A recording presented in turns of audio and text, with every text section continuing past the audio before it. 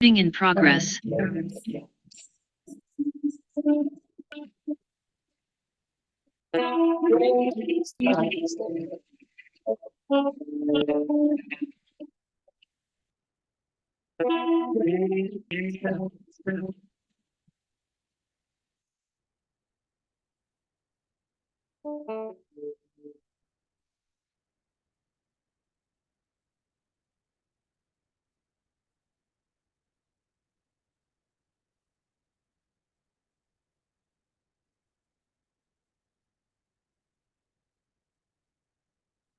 Gandang umaga po sa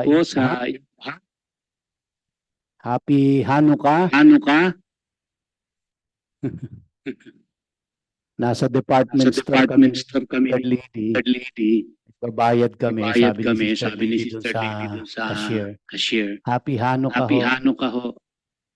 Nakatitig sa amin. Ano ho yun? Jewish, sabi namin, Feast of Dedication, the Jewish festival. Galing ho kayo ng Israel.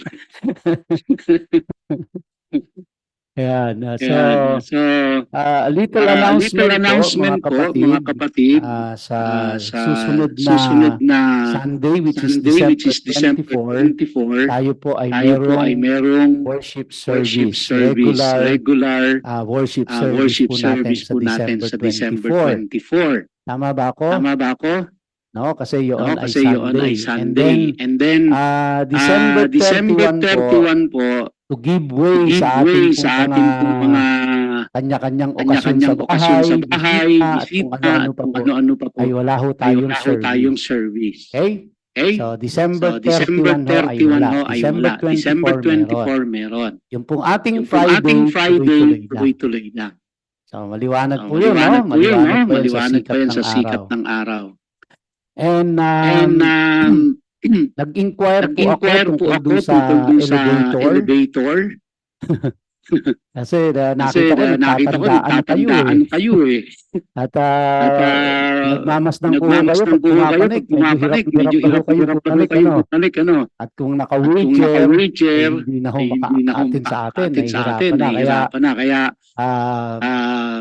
nag-inquire po ako at doon po sa nagbigay ng quotation sa akin, tatlo yata sila na pinagtanungan ko ibang company. Yung una hong nagbigay sa akin ay two stops ang tawag nila dyan. Okay, stop sa baba, stop sa taas. Yun two stops. And ang capacity ay 4 na tao. Ngayon, kung wheelchair passenger ka, kasya yung wheelchair. So, kaya apat po. At ito ay GE, no? Pangalan ng company.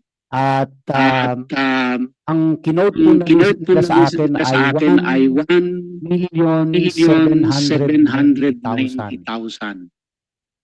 1,790,000 para sa two stops per passenger capacity. Yun po ay nasa labas ilalagay, ang enclosure niya ay glass. Kasi hindi na pwede dito sa loob ng building. Doon sa may tumbler there. So yun po, kaya habang pumapanig kayo, yung matatanaw yung asyenda nyo dyan. May view kayo. Yun po. Kaya kapag kayo po ay dumating na pera sa inyo na 1,790,000, hindi sa inyo yan. Pinadaan lang ng Diyos yan para ipagpagay natin ng elevator. Tandaan nyo po Pero pagka 1,795,000, sa inyo yan. Pero pag 1,790,000 para sa elevator yan. Huwag yung kukunin, pinadaan lang ng Diyos sa inyo yan. Alright. Now, nagpa-estimate na rin ako ng landscape. Yung gilid natin dyan, dito sa may likod. Ang total lot area po ay 240 square meters. So, walang itatanim na mga halaman, walang ilalagay ng mga bato-bato dyan. Hindi tayo magpapalagay ng grotto at waterfalls at kung ano-ano. It's plain ano po yan, papatagin nila yan, aalisin ng mga bato, aalisin lahat ng dumi, tapos tatampakan nila ng tatlong elf ng garden soil. Tapos ang nire-recommend nila ay frog grass. Kasi high maintenance ang Bermuda. Tumataas siya. Kailangan ipipon mo siya almost every week. Kung Carabao grass, ganun din tumataas din daw yun. Kaya kailangan din ng trimming once a month. Matrabaho, high maintenance. Ang nire-recommend nila is frog grass. Kasi yung frog grass daw, gumagapong ng tumataas. Low maintenance siya. Pero ang initial, mas mahal yung frog grass kaya sa Bermuda kesa sa Carabao. Kaya pero nire-recommend nila na frog grass kasi low maintenance. At the end, mas mura pa rin siya. Kasi nga yung maintenance hindi ganun ka-intensive. So, nung kinautunan nila sa akin, tapos sabi nila sa akin, bibigyan mo namin yung 10 mahogany tree. Na mga 3 feet ang taas para maitanim doon sa gilid. Hindi ako kasama sa presyo. Libre yun. So, 240 square meters, bag grass, tatlong elf ng garden soil, tapos kakayurin nila, papantayin, itatama sa elevation, mga 1 week gawing trabaho yan, sabi nila sa akin. Ang halaga po ay 105,000. Kaya kung meron mo kayong matanggap 105,000, hindi ho sa inyo yan. Para ho yan doon sa landscape. Yan dito, pinagdaan lang ng Diyos sa inyo. Pero kung 106, sa inyo yan. Okay. So, yung po ang kondisyon natin, ha? Pagka may dumating na eksaktong amount. So, ibig sabihin mo dito yan. Pero pag sobra doon, kulang doon, hindi yan. Sa inyo yan. Binigay ng Diyos sa inyo. Okay ba yun? Hindi ko lang alam kung yung sinabi ko.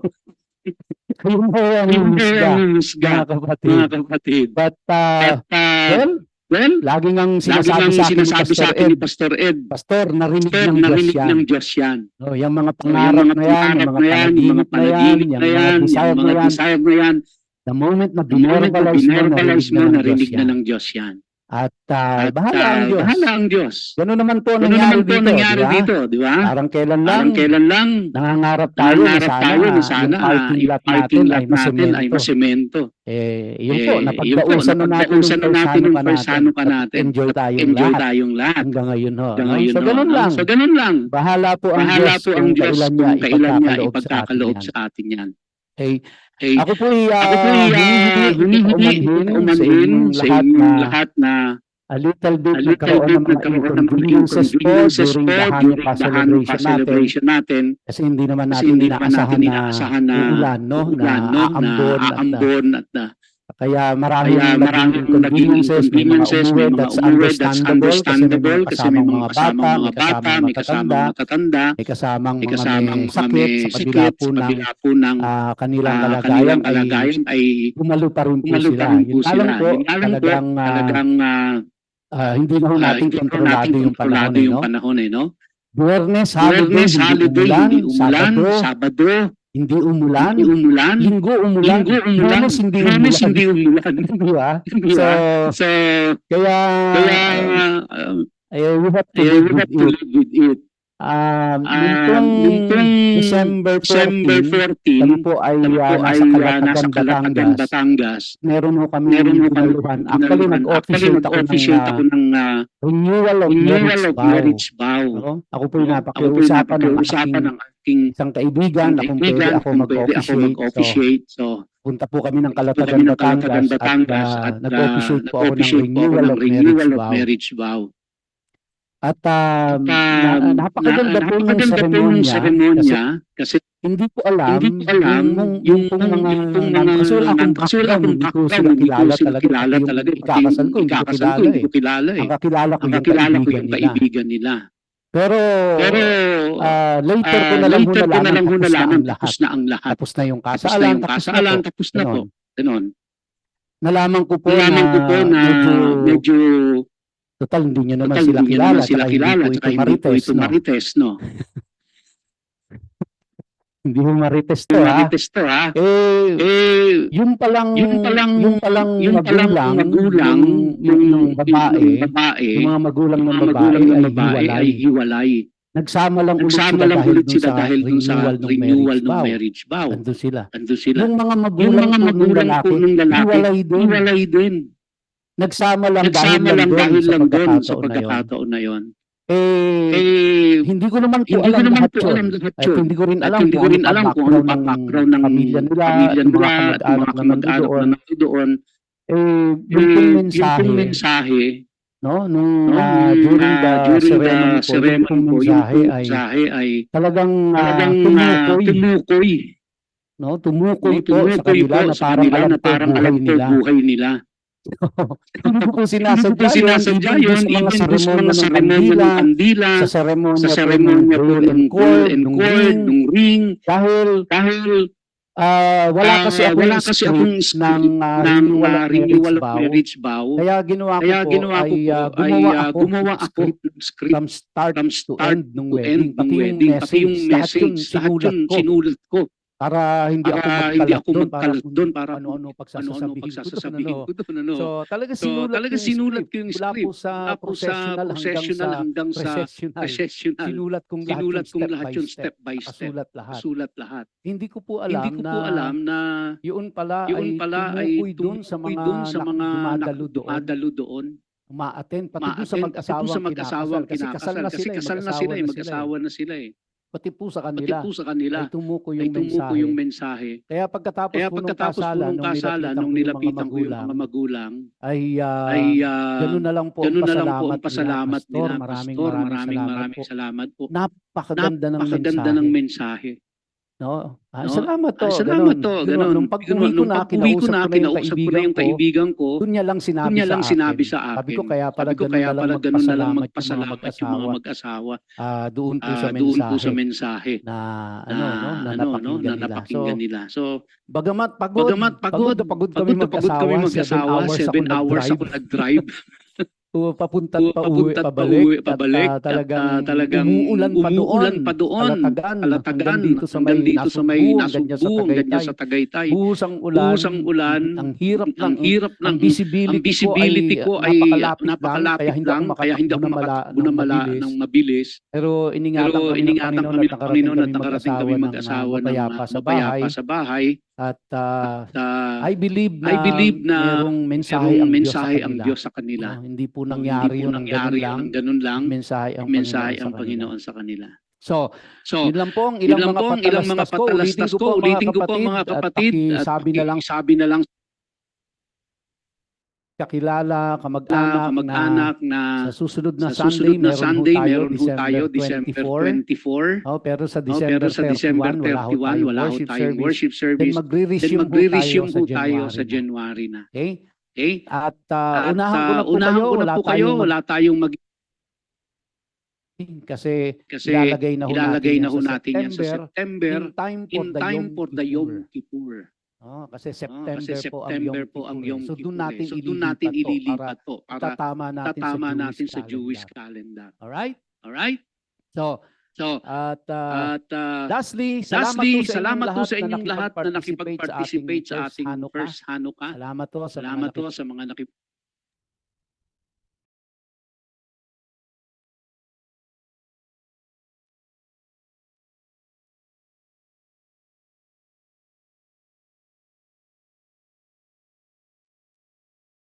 sama-sama. And thank you for participation, commitment, dedication, loyalty. Salamat sa inyong lahat. So, back to Exodus. We are now on chapter 34, part 3, and I do not know if I can finish this one. Kasi dinagdag po sa in-expand ko a little bit. But anyway, kung hindi po sa Sunday, tatalakayin ho natin in a short prayer Aming Amang Diyos, mabuti ka sa lahat at dakila ka. Sama-sama kami na magkakapatid na sa iyo po ay malapit sa mga oras na ito. At humihingi po kami ng gabay mo, ng karunungan at kaliwanagan sa iyong mga salita. Tulungan mo po kami, maintindihan namin ang pag-aaralan, ang mga prinsipyong nakapaloob dito, ito ay aming sunod at ikaw ay mabigyan ng kaluwalhatian. Tulungan mo po ang iyong lingkod, bigyan mo po ako ng gabay, ng kakayahan.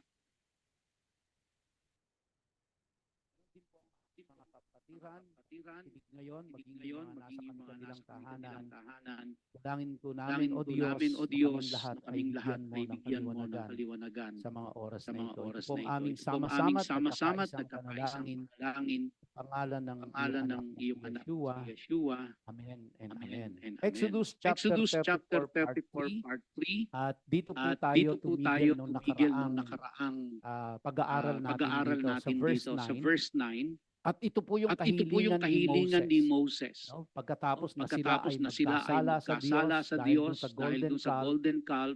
And then si Moses po ay nag-intercede sa kanyang mga kababayan. At ito po ang kanyang kahilingan sa Panginoon. Sabi niya, if I have now found favor in your view.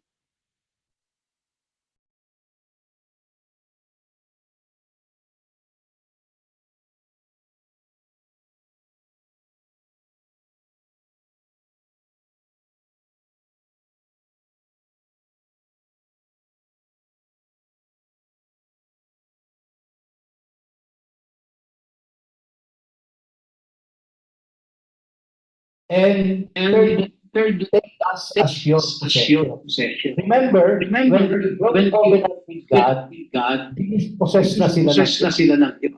You are no longer my people because you break the covenant. You have broken the covenant. Kaya possessed na sila ng. But because of Moses' intervention, ang pakiusap niya sa Diyos, ako ay nakasumpong ng pabor sa iyo. Panginoon, please go with us. Kasi papunta sila sa promised land. Pangalawa, pardon our offenses and mercy. And pangatlo, take us as your possession. Dito nga po, nakita natin formula ginamit ni Moses pag ikaw ay nagkasala sa Diyos, ano ang dapat mong gawin. Recognize mo kasalanan na nagawa mo at ihingi mo ito ng tawad. And then humingi ka ng favor sa Panginoon. Now, kaya sabi po sa verse 10, he said, Here I am making a covenant. So, dahil dun po sa pakiusap ni Moses na yun, dahil dun sa kanyang hiling sa Diyos, na sila ay samahan, sila ay patawarin, at muli sila ay angkinin bilang kanya.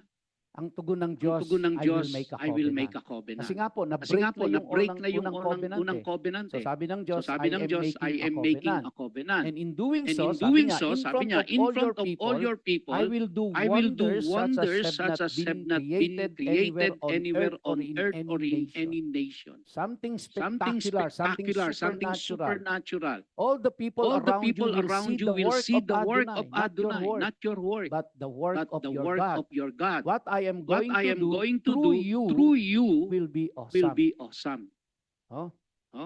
Ano po yung covenant ng Diyos? Unang-una, observe. No? It calls for obedience. Hindi po ibig sabihin itong observe ay panoorin, tignan, no? kundi sundin. Yun po ibig sabihin ng observe dito. Obey. Observe what I am ordering you to do today. And then in doing so, sabi ng Diyos, I am driving out ahead of you the Emory, Kenani, Hitti, Pirisi, Hivi, and Yabusi. So yung mga inhabitants of the promised land, aalisin ng Diyos yun. Of course, may participation sila doon. Hindi basta aalisin ng Diyos yun. So unang-una po, doon sa covenant, ang sabi ng Diyos, observe, obey, follow.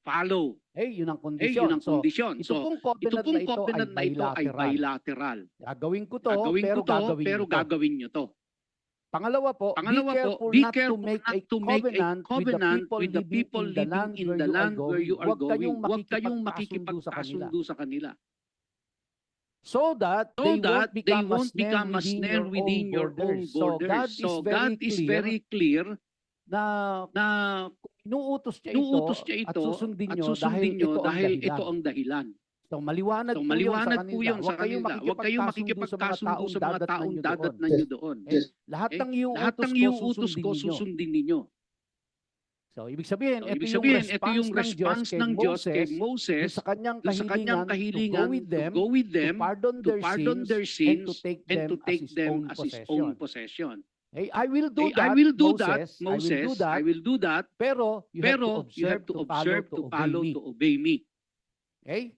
At ang mga pinapagawa ko sa inyo, pagdating nyo doon, do not make any covenant there. Ang dahilan kasi they will become a snare within your borders. Pangatlo po, brother, you are to demolish their altars. Upon arrival, first things first, demolish their altars. Now, very tough. No, hindi po madaling gawin yun. Magre-resist itong mga tao nandoon. Tayo lang kayo, bagong salta kayo, tapos yung kanilang altar na kung saan sumasamba sila, nakinikilala nilang Diyos, ang utos ng Diyos sa kanila, demolish them. No, tough. Pero may pasabi na ang Diyos doon sa umpisa pa lang eh. Diba sinabi na ng Diyos sa kanila eh.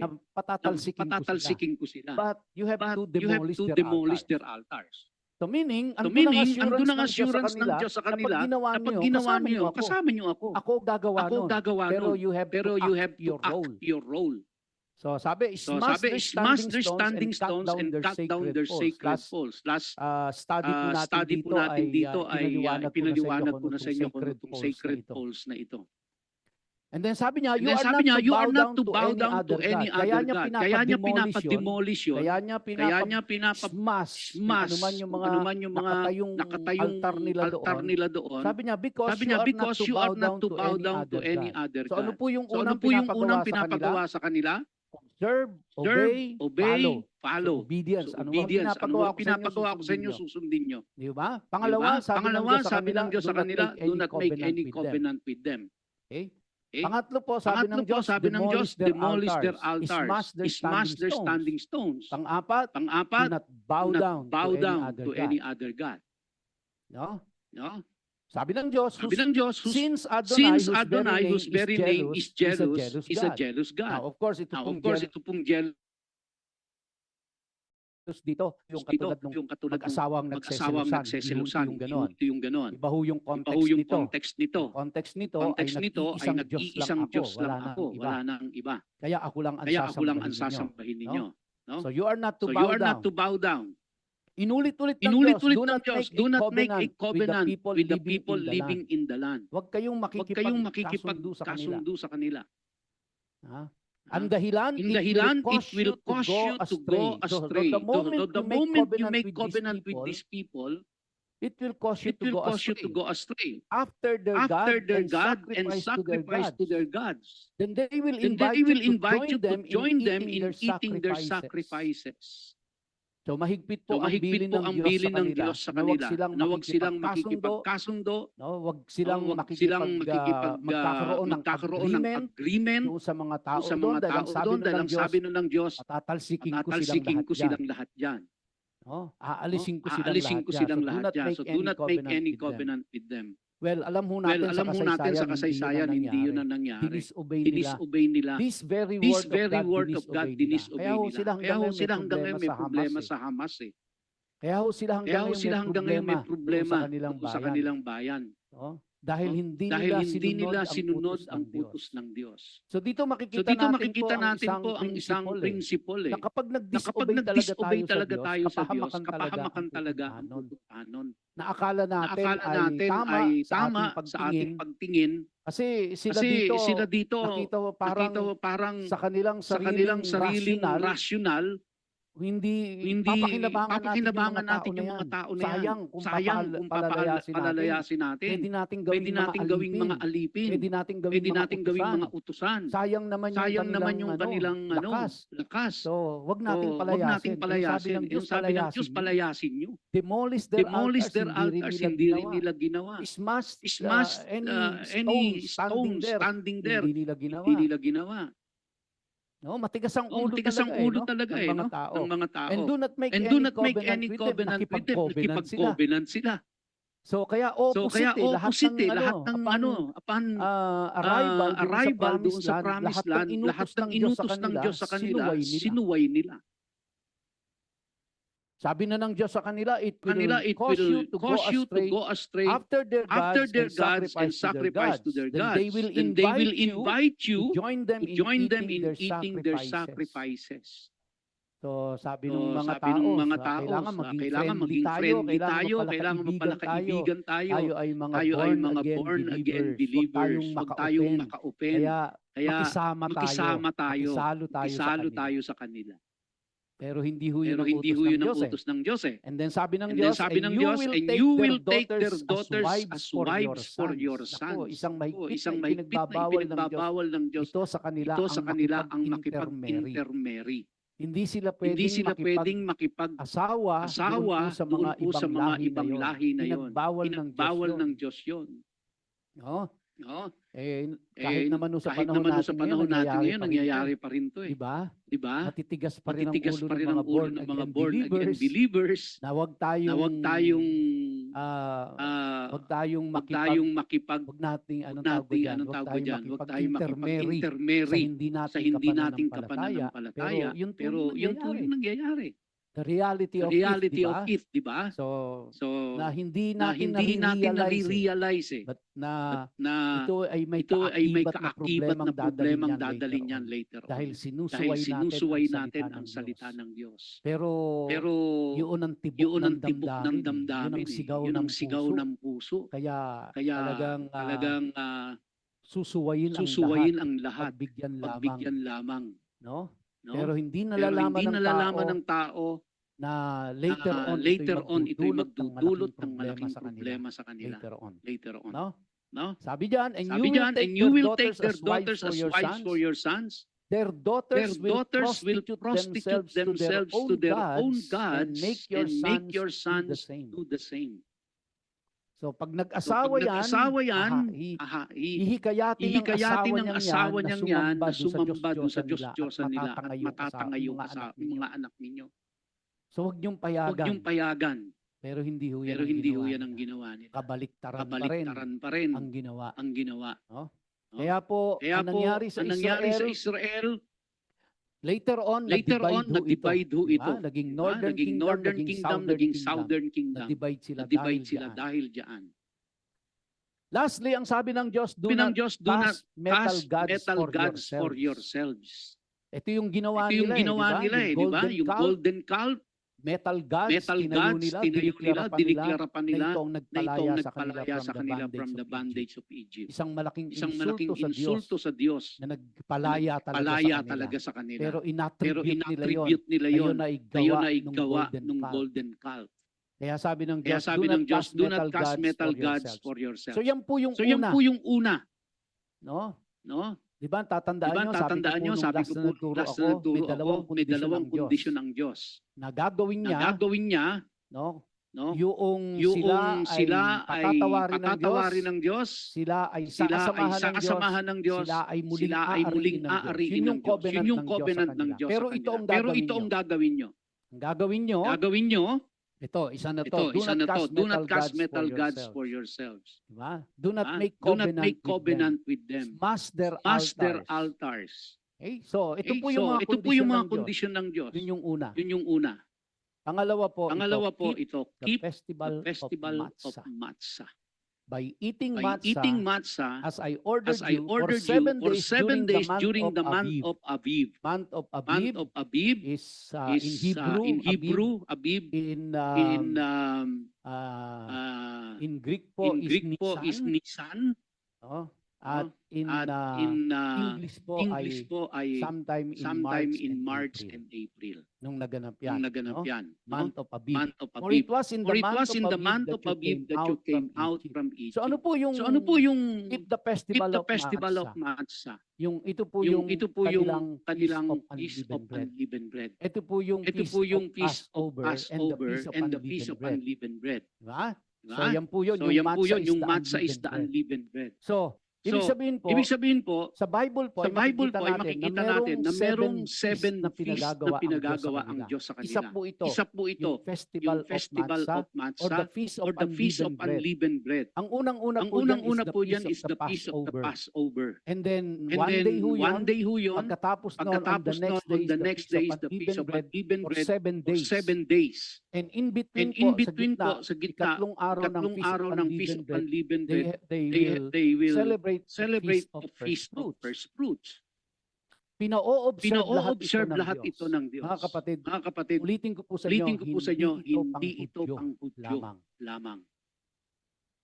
Sa lahat ng nananampalataya sa Panginoong Jesus, na-o-observe ng Diyos ito.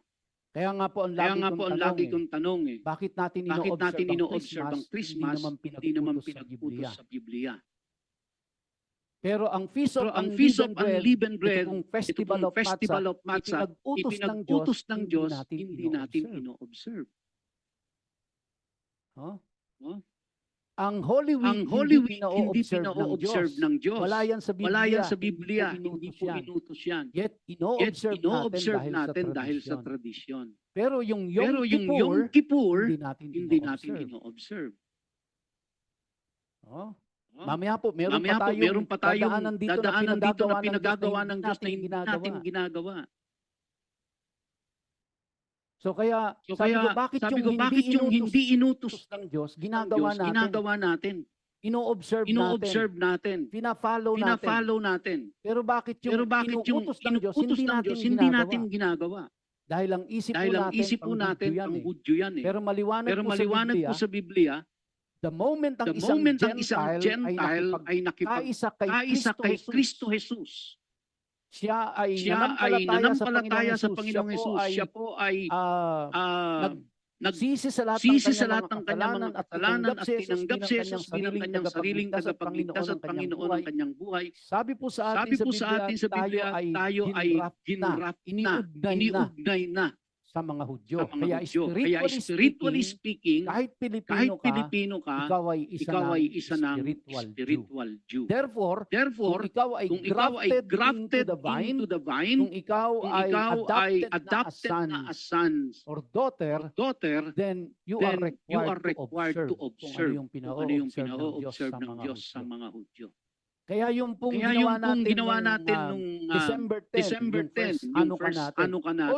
Although yung Hanukkah po ay hindi pinagputos na i-observe. Kaya lang, makikita po natin sa John chapter 10, verse 22 to 23, kung di po ako nagkakamali, si Jesus Christ mismo ay in-observe ang Hanukkah. Never na nag-observe ng Christmas si Jesus Christ. Never na nag-observe ng Holy Week si Jesus Christ. Ang inobserve ni Jesus Christ ay Hanukkah. Umaten po siya ng Feast of Dedication. Kasi yung pong Hanukkah, that was the time that they rededicated the temple to the Lord. Kaya yun po yung ginawa natin dyan, to memorialize yung ginawa po ng Diyos. Kaya natin dinedicate yung parking lot natin sa Kanya. Kaya po natin ni-rededicate yung mga leaders ng church ng time na yun. Yung po yung focus ng celebration natin dyan. Kaya ho natin ginagawa. In obedience, dito po sa pinagagawa ng Diyos. Yung first part po, tingin ko, klaro na sa atin yun. No? Na hindi ho tayo nakikipag-covenant, hindi tayo nakikipag-kasundo, anong tawag dyan? Kontrata or agreement, basta mako-compromise ang ating pananampalataya. Tama po ba ako doon? Hindi ho natin ginagawa. Hindi tayo gumagawa ng mga metal gods. Hindi natin sinasambayan. So, but ito pong mga festival, are we keeping it?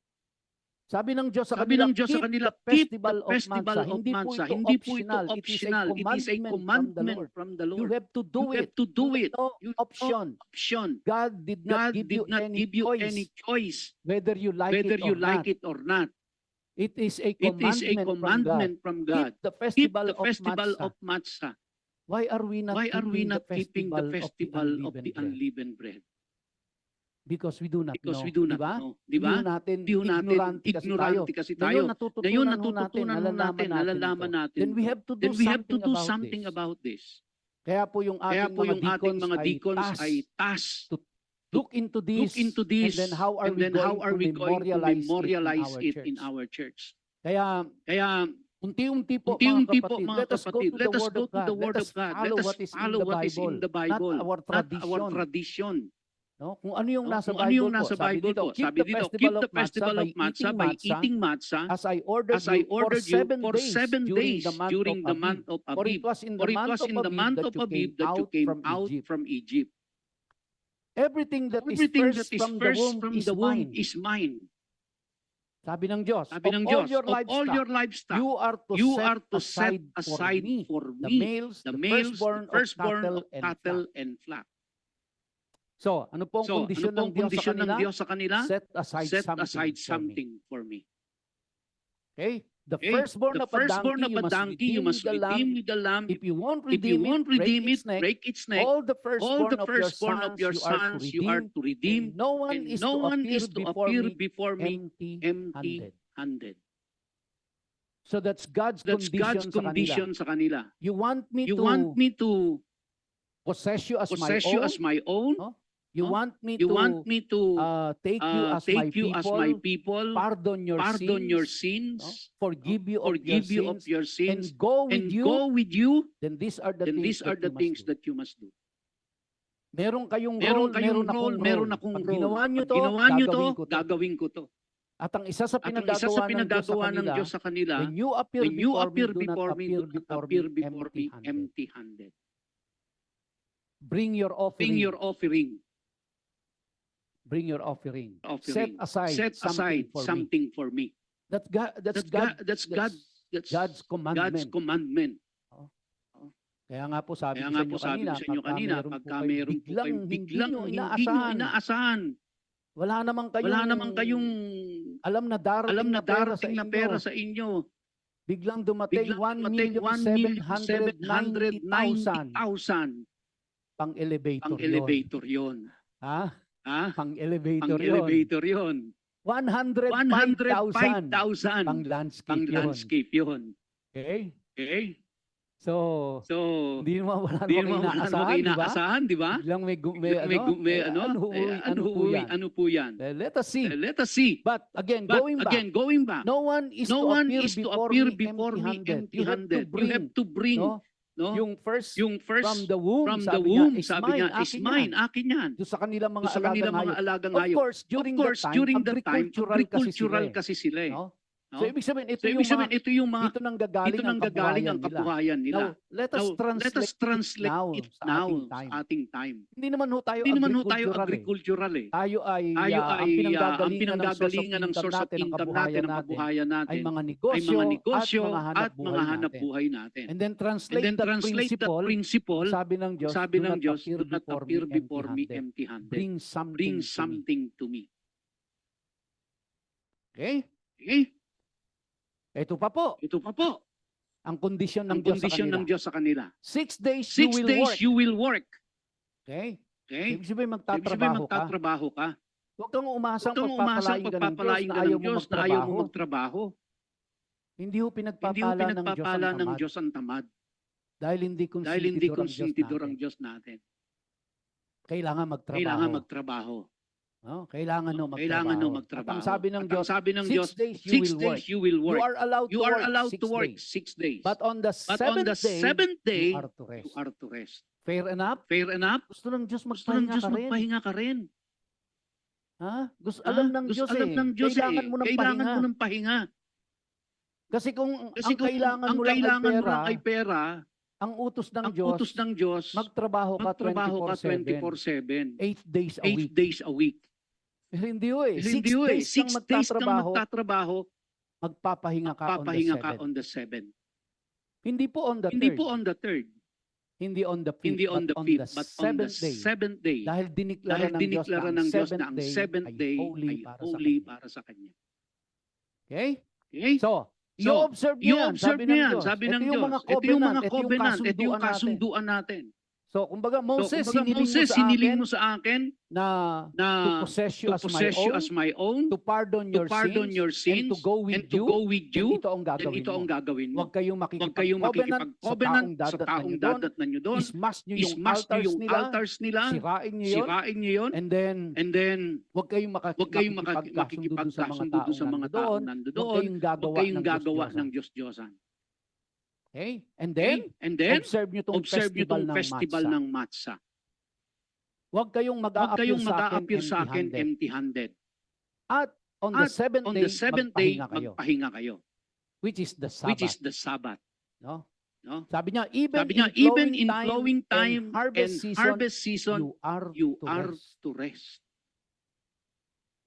You are to rest. You are to rest. Kahit na Kahit na bumubukal na, no, ang mga no, ang mga pagpapala dyan, umahinga ka. umahinga ka. Kasi baka po, Kasi naku, baka sayang po, naman. sayang naman. No, kasi No? Kasi Sunday eh. Sunday, Kikita ako ng malaki. Ako ng malaki. O kaya, Sorry, Sunday. Saturday, kikita akong malaki. Kasi yun ang Kasi oras eh. yun ang gusto ng customer eh. customer eh. Yun ang gusto ng Yun ang kumpanya gusto ng eh. kumpanya eh. Again, sabi ko nga Again, po, sabi ko nga po, lahat tayo nag-i-struggle dito. nag-i-struggle dito. Kaya't alam ng Kaya Diyos alam kung ng Diyos ano kung ano ang laman ng puso Alam natin, alam ng Diyos gusto nating sundin ito. Kaya lang tayo po Kaya lang tayo po ay nakulong pulong ng sistema na eh. hindi tayo Na hindi tayo makaalis-alis makaalis-alis doon sa sistema sa na yun. sistema na yon. No? Kaya, Kaya continue lang continue ho, lang to desire in your heart. Kaya hanggat may magagawa po kayo within your control na na ma-observe nyo ang Sabbath, i-observe ninyo. so that you will So that you will benefit from the holiness of of that day. and the Lord will And the Lord bless you will bless you on that day. on that day. Ipahinga ho Ipahinga natin ho yan. natin yan. Ano pa po? Ito, Ito, sabi ng Diyos, sabi ng Diyos, hindi nyo lang hindi nyo lang i-observe i-observe yung yung festival of Matzah or the unleavened bread. Ito, Ito, observe the festival of Shavuot. Shavuot. With the first gathered First produce gathered of the wheat produce of the wheat harvest. harvest. Ano pa po? Ano pa po? And the festival of gathering at the turn of the year. Ano po yung Ano festival po yung of festival Shavuot? of Shavuot? Ha? Ha? Ano po ito? Ano po ito? Yung festival Yung ng festival ng Pentecost. Pentecost. Di ba? Di ba? Ito po yung Ito po yung time na yung mga lahat ng mga Hudyo pupunta po doon sa templo to observe this Pentecost. Actually, tinawag lang ho siyang Pentecost. Kasi Kasi ika-50th day yun eh. day yun eh. No? Kasi yung Kasi yung Pente Pente po is 50. pero Tapos na-equate natin yon sa baptism ng Holy Spirit. Pero hindi po. Pero hindi po. Nangyari lang yung baptism ng Holy Spirit on that on that festival. Hindi po Hindi po panibagong festival yun. Kundi nangyari po yung festival na yun. Ito yung ika-50th day, no? day, no? Na pina-observe sa kanila. Again, Again, paano ba natin itong observe? So, yan po ang Yan po assignment, ang assignment ng mga deacons. Kung paano natin i-observe ito. Kaya expect po congregation na in the coming years, next year 2024 and the following years, magkakaroon talaga tayo ng transition. We will obey the word of God. We will observe the feast of unleavened bread. Naumpisahan na po natin yung Hanukkah natin. Although again, it was not commanded, but ino-observe ito ni Jesus Christ mismo. So, uunti-unti ho natin. Ano yung festival of ingathering at the turn of the year? Ito po yung Feast of Tabernacle. Oh, the Feast of Tabernacle. Kita ho namin nung nandiyan tayo noon. Wow, ang gandang gawin dito. Kasi yan po yung time na kung saan yung mga Hudyo nagtatayo sila ng mga temporary dwelling place. Upang ipaalala sa kanila na hindi kayo permanente sa mundong ito. Kayo ay temporary lamang. Kaya wag niyong masyadong mahalin ang napakagandang bahay ninyo. Yan ay Yan ay pagpapala pagpapala ng ng Diyos. Diyos. Kahapon po ako Kahapon may po ako may dinedicate na bagong bahay. bagong bahay. No? Diyan po sa Yan po sa bagong subdivision subdivision sa sa Vermosa. Vermosa. Sa mag-asawa Sa kong mag-asawa kong bagong kasal. Napakaganda ng mga Napakaganda bahay ng mga doon. bahay doon. No? So, talaga pong the Lord has Lord has blessed blessed us sa ating pong mga kapatiran. Pero let us Let us all be na reminded kahit gaano kahit gaano kaganda kaganda yan, yan, kahit gaano kaganda ang community kahit gaano mo, karangya ang bahay mo, temporary lang yan. Hindi hindi permanent yan. permanent yan. At kailangan At may kailangan may magpapaalala sa atin yan. Merong isang event sa church na na magpapaalala sa atin na na lahat lahat ng ng bagay sa mundong ay ito temporary. Kaya wag nating masyadong yakapin. No? No? Yung feast, yung feast of ingathering. of Kasi ingathering. Kasi nung nasa nung wilderness sila, sila, tumira lang sila tumira lang sila sa sa mga tent. Tapos Tapos mag-move sila, mag-move sila, tira sila sa mga mga tent. tent. No? So kaya sabi ng Diyos, alalahanin yan. alalahanin yan. Ngayon, nasa Ngayon, kanya-kanya na kayong permanenteng tahanan ninyo. Pero once Once a year, i-celebrate nyo to. para Para mapaalalahanan kayo mapaalalahanan na kayo, pansamantala lang kayo sa sa mundong ito. Gagawin ho natin Gagawin yan. ho natin yan. Yan, meron Yan, tayong meron ground tayong dyan. ground no? dyan. No? Medyo maliit Medyo maliit pa pa po yan. Yung kabila Yung po kabila po ditong ditong lote lote binebenta eh. 1,705 square meters, 24 million. Yun nandyan. Yun nandyan. No? Kaya kung may Kaya dumating kung may dumating mo sa inyong 24 million, ha? hindi Hindi iyo yan, yan, pambili ng lote sa kabilayan. Para doon natin gagawin yung mga ating yung mga temporary dwelling place, magpipiesta tayo dyan. Yan. So, tandaan niyo po Tandaan niyo po pag may dumating na May dumating na 24 million sa inyo bukas. Pambili ng lupa yan, hindi sa iyo yan. Alright. So, sabi ng Diyos, three times a year, all your men are to appear before the Lord Adonai, the God of Israel. Ito po yung festival nila na kung saan kahit nasaan lupalop ka ng mundo, kailangan pumunta ka sa Jerusalem. Doon sa kanilang templo. Sa kasalukuyan hindi nangyayari ito kasi walang templong nakatayo. Na ito ay giniba noong AD 70 at hindi pa natatayo ang third temple. Once na natayo po yun, ang mga Hudyo kahit saan lupalop ng mundo, kailangan pumunta sila doon during the Feast of Passover or Pesach, and the Feast of Unleavened Bread, tapos yung Feast of Shavuot, yung Pentecost nila, na tinatawag natin, at saka po yung Feast of Ingathering or yung Feast of Tabernacle. Or Sukkot, sorry. Feast of Sukkot. So kaya lahat sila pupunta doon para magdiwang sila. So 3 times a year, sabi ng Diyos sa kanila. And then verse 24, for I am going to expel nations ahead of you and expand your territory. Look at the blessing of the Lord. Pero gagawin ko yan if you will obey me. If you will not make covenant with these people. If you will not cast metal as your God. And you observe nyo ang Festival of Matzah. You observe ninyo ang gathering. You observe nyo ang Shavuot. Tingin nyo po, mahalaga sa Diyos yung mga festival na yon. Mahalaga po yun. Dahil yun ang kondisyon ng Diyos sa kanila para gawin niya kung ano yung hinihiling ni Moses sa kanya. Kaya meron pong role na gagampanan ng mga Israelites. And of course, the Lord was talking to Moses, and Moses i-disseminate niya yun sa lahat ng mga Israelites. Ito ang gagawin natin dahil ito ang pinapagawa ng Diyos. Hinihiling natin sa Diyos ito, pero gagawin natin ito. Susunod tayo sa Diyos. At gagawin ng Diyos yung kanyang part. And no one will even covet your land when you go up to appear before Adonai your God 3 times a year. You are not to offer the blood of my sacrifice with leavened bread, and the sacrifice of the Feast of Pesach is not to be left until morning. You are to bring the best fruits of your land into the house of Adonai your God. Very clear ho, no? Do not appear before me empty-handed. Ang sabi ng Diyos, bring the best fruits, no, of your no, land of into your the land house of into the Adonai house your of God. Adonai your You God. are not You to are boil not to a young boil a goat young goat in its mother's mother's milk. milk. Ito po yung isang medyo controversial. Controversial eh.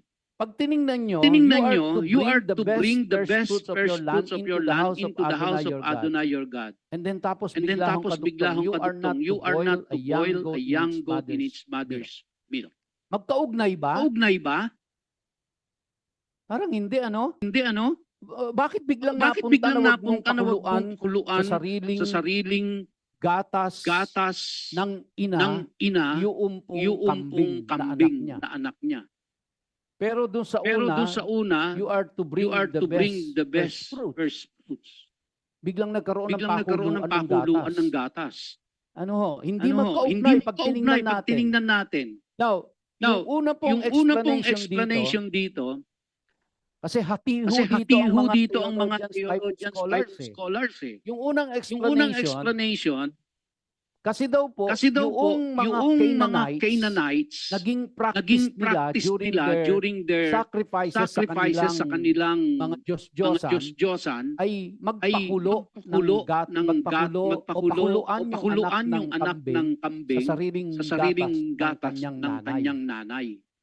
Kaya Kaya mahigpit na mahigpit na ipinagbabawal ng Diyos na wag niyong na wag niyong gagayahin gagayahin kung paano sumasamba yung mga yung mga Canaanites. Wag niyo silang Wag niyo silang gagayahin. gagayahin. So parang sa So atin parang sa atin din no? po, no? Wag nating Wag nating i-adapt i-adapt yung pong yung practices ng ibang relihiyon na hindi naman na hindi naman iniutos ng ng Diyos sa Biblia. No, wag ho tayong makikarakol. Kumbaga, kasi ano po yan pagan practice yan eh. No? So nawa po ay pagdaan ko dyan, wala akong makitang may sumasayaw sa karakol, ano? Ha?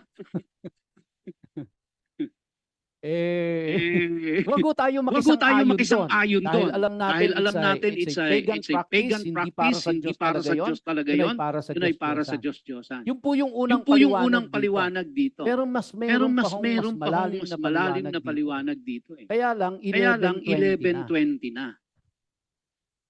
No? Kaya tatapusin ko na po muna dito at sa susunod na Sunday ipapaliwanag ko po yung pangalawang interpretasyon at napakaganda ng pangalawang interpretasyon dito para masigit nyo maintindihan, ayokong apurahin. No? Kaya po, kayo po ba ay nangangako sa harapan ng maraming saksing ito at sa harapan ng Diyos na kayo po'y dadalo sa December 24.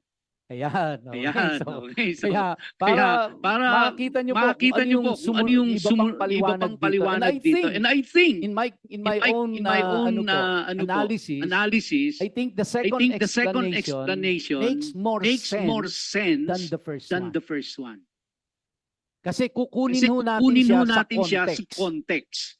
Okay? Kukunin natin siya sa context, hindi sa tradisyon ng Canaanites. Kundi dito po sa context ng verse 26. Titingnan ho natin. Para at mas kumbinsido ako na doon po sa pangalawang paliwanag, mas yun ang tama kaysa dun sa nauna.